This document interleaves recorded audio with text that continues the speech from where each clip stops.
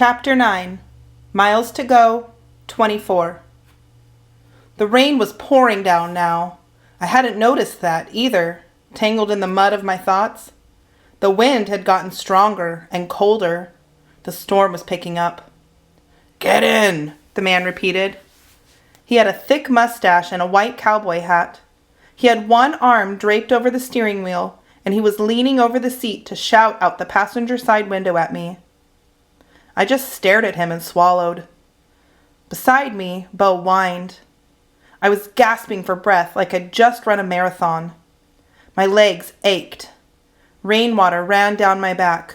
My head hurt so bad I had to squint one eye. "Listen, kid, you can't be out in this," the man said, shaking his head. "It's only getting worse, they say. May snow even. Get in and I'll give you a ride." I shook my head. "No, thanks," I said. I'd planned on yelling, but my voice came out raspy and weak. "I'm fine. I'll walk." The man shook his head again. "You're crazy. You'll catch your death of cold. Where you heading? Paradise?" I bit my lip and looked up the road. A blustery howl of wind hit me, and I actually had to shift my feet to keep from stumbling. The raindrops were sharp, angry nails hammered into my jacket. "Yeah," I finally answered. "You're crazy," he repeated. "That's miles and all uphill. You'll never make it. Hell, I couldn't make it. Hop in." "I've got a dog," I said. "That's fine. It's a crummy truck." "And a knife." He screwed up his eyebrows. "Okay, just don't stab me with it." I stood there. My brain was too fuzzy to think. "Look, I get it," the man said, dropping his voice. "You're being smart, but I ain't a weirdo. I'm helping you out, son. You're gonna die out here. Hop in." All the lessons I'd learned from teachers and my parents told me not to get in the truck. But his eyes and his voice told me something else. A stranger is just a friend you haven't met yet. That's something my grandpa used to say. It's a dumb saying. There's lots of bad strangers out there. But I guess just about anything can be true sometimes. I opened the truck door with a rusty squeak. I picked Bo up and put him on the big bench seat first, between me and the driver. With my backpack in my hands, I climbed up inside and clanged the door shut. The man nodded at me and put the truck in gear, and we lurched into motion. I kept my shoulder pressed against the door and one hand on the handle, just in case. "Name's Wesley," the man said, his eyes on the road in front of him. "Oh, I'm, Jesse," I replied. The man looked at me out of the corner of one eye. "Pleasure," he said with a little nod.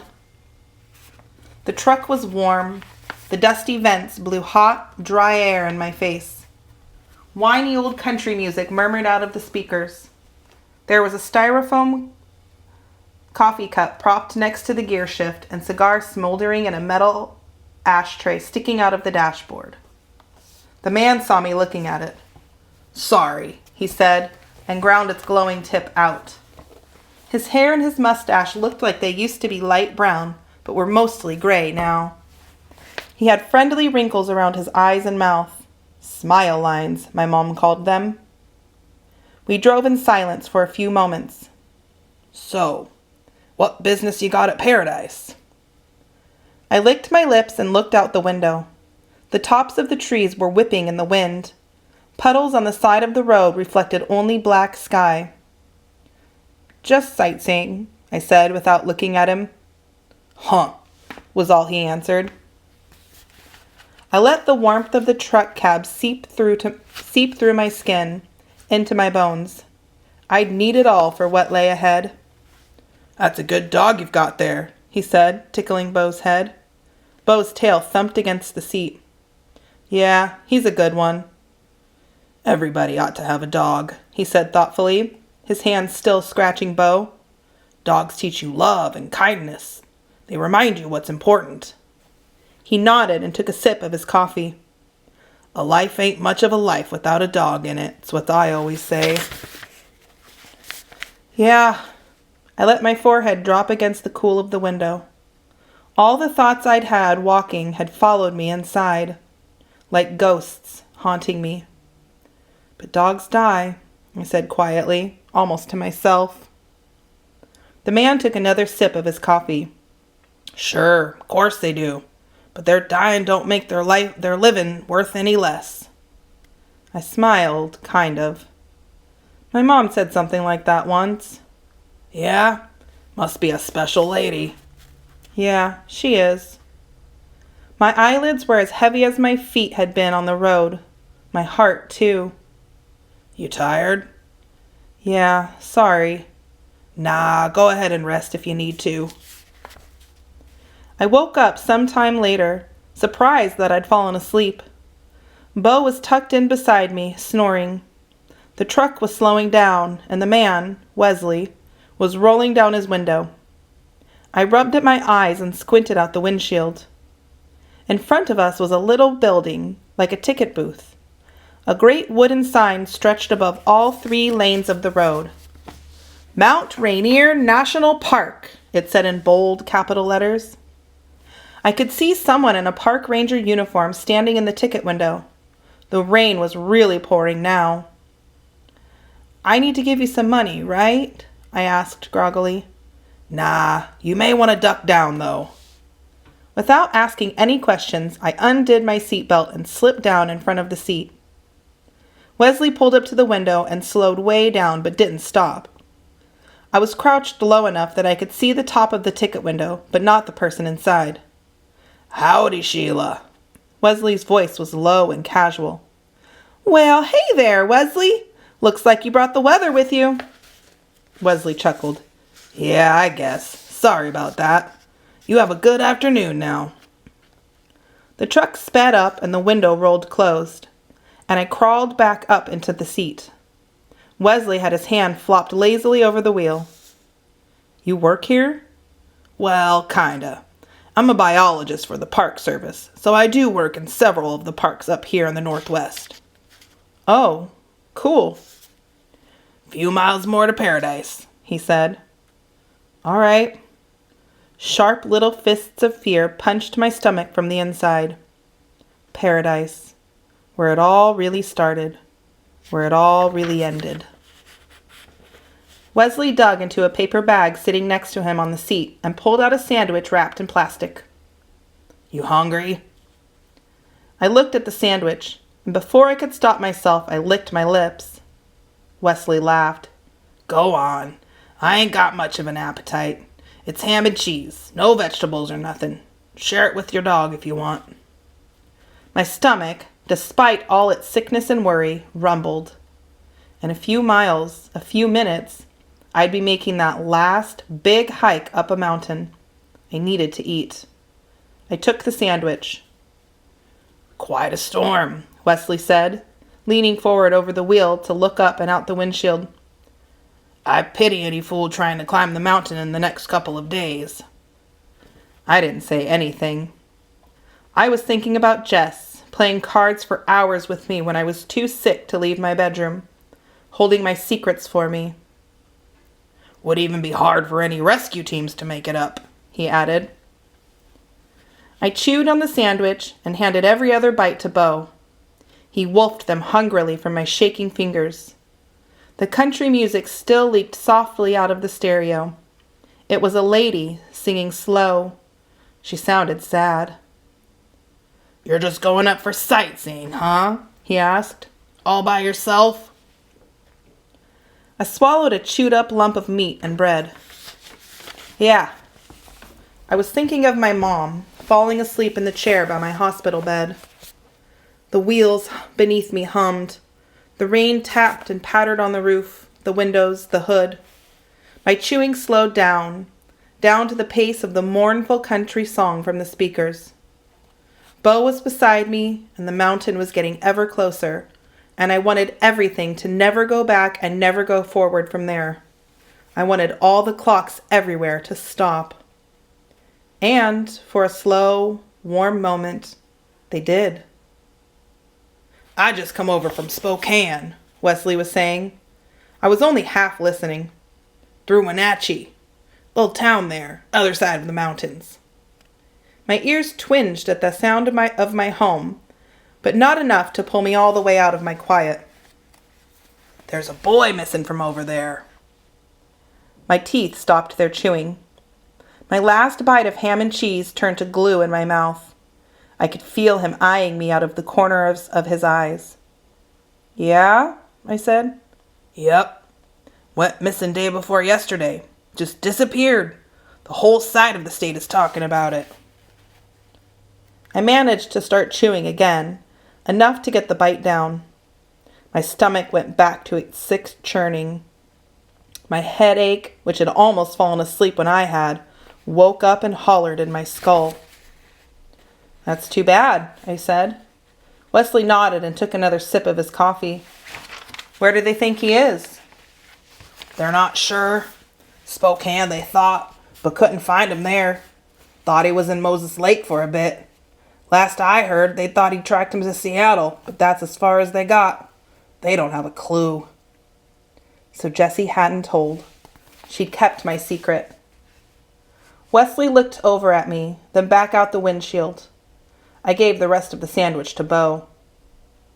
Kid's got this dog with him, they say. My hands squeezed into nervous fists. I looked out the window at the slashing rain and didn't say anything back.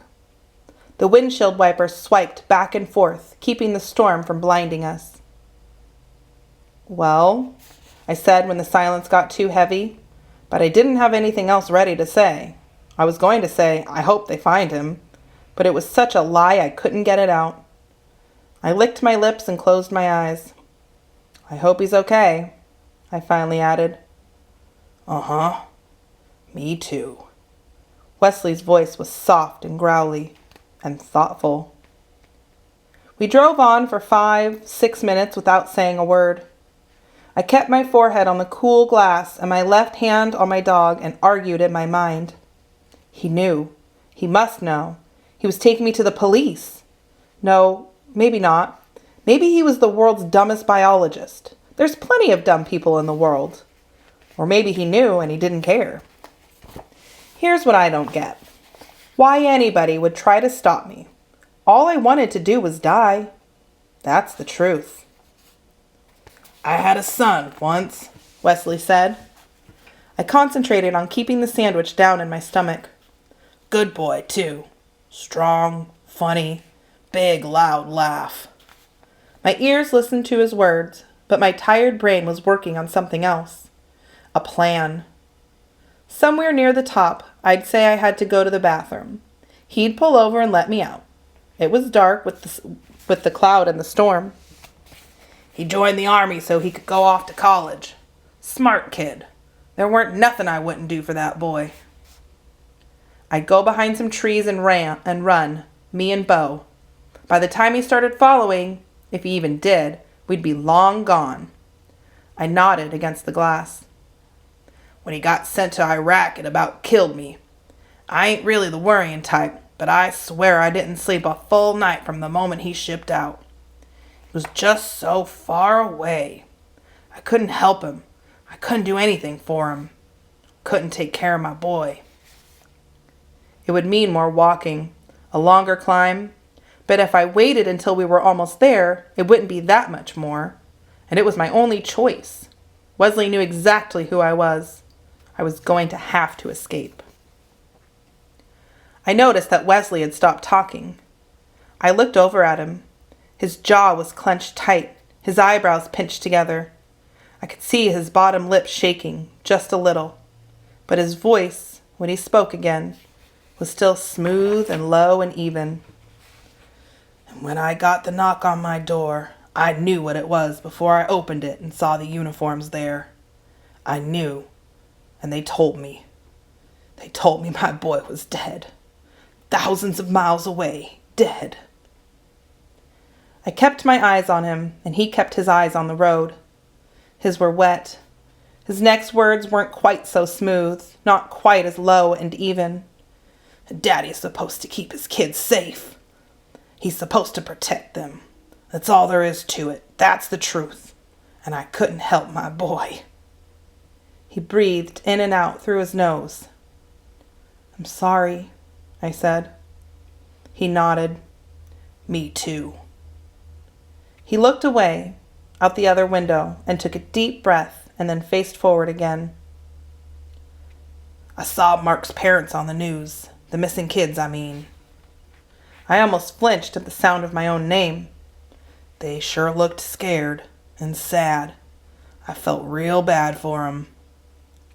I swallowed, then swallowed again. I knew I had to be sad or mad, one or the other. I made my choice. I dug my fingernails into my palms. I curled my toes into tight, angry balls in my shoes. "I bet he's fine," I said, and my voice was as hard and mad as the storm outside. "I bet he's just fine and doesn't need anybody's help."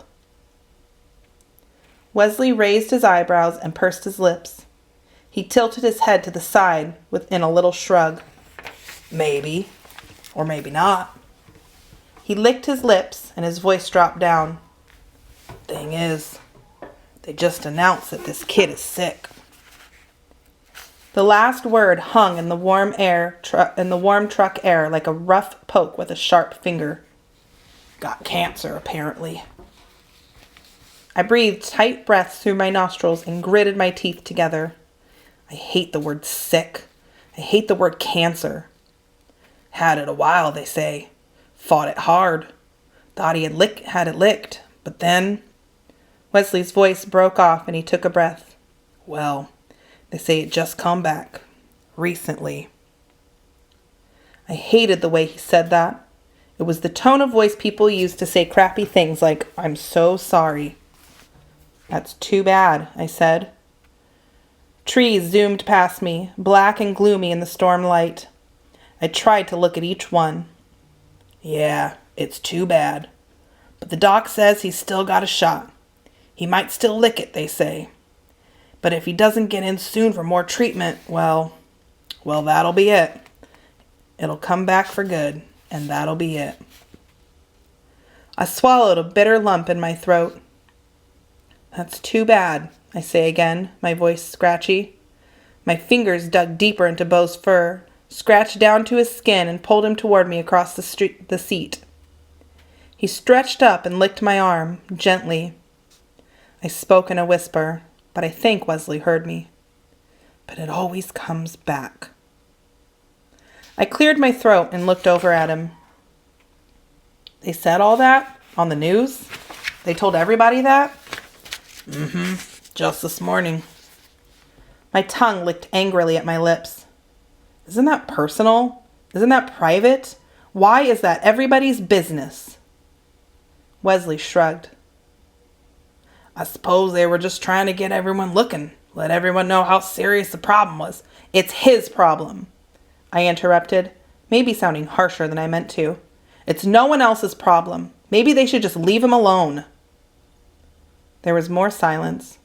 More of nothing but the rain and the tires and the engine and the radio and the sound of us three breathing there together. I rested my head back against the window. It was Wesley who broke the silence. "So what do you suppose he's doing, that poor sick kid?" I wanted to pull Beau up into my lap and bury my nose in his fur and hug him and not answer. But I kept my forehead pressed to the window, and I left my hand resting on my dog, and I closed my eyes. "I bet he's going off to die," I said. "Climbing a mountain, maybe." Wesley blew a harsh breath out through his nose, and I think he nodded. "Why would he go off and do that?" "I don't know. Maybe he's tired of being that poor sick kid," I said, throwing the words back at him. Anger made my words stronger. Maybe he wants to be the hero for once. Maybe he's had everything else taken away from him. His friends, his family, his future, all the stuff he wants to do, his life. So maybe all he's got left is his death. That's all that he's got, and so he wants it. "You think he wants it?" I closed my eyes harder. "No, but he's got it. And hospitals suck, and treatments suck, and friends watching you be sick sucks, and watching your parents cry sucks. So maybe he just wants to climb a mountain and disappear. I opened my eyes and looked right at him. Maybe that's all he wants, or at least all he gets, and maybe they should let him have it. Wesley nodded. He grimaced, shook his head. Life's a tricky thing, isn't it, son? His voice was pained. Figuring it all out, I mean. For all of us. We're all in this thing together. But sometimes there's just no knowing which way to go. I didn't say anything. Sometimes even the right answers sound wrong if you don't like the question. That's the truth. So what do you think this fella should do? A fella that maybe finds this kid walking along a road, and he knows what this kid has, and he knows what's going on. What should he do? I kept my eyes on Wesley's face. My voice was soft. It wasn't angry anymore. It wasn't angry anymore. I think he should pick him up and help him. He should take him where he needs to go so he can do what he needs to do. In the speakers, a guitar twanged. A man's voice cried. Outside was rain and darkness. I never got to help my boy, Wesley said. I looked away, back to the storm outside. Maybe you can help this sick kid.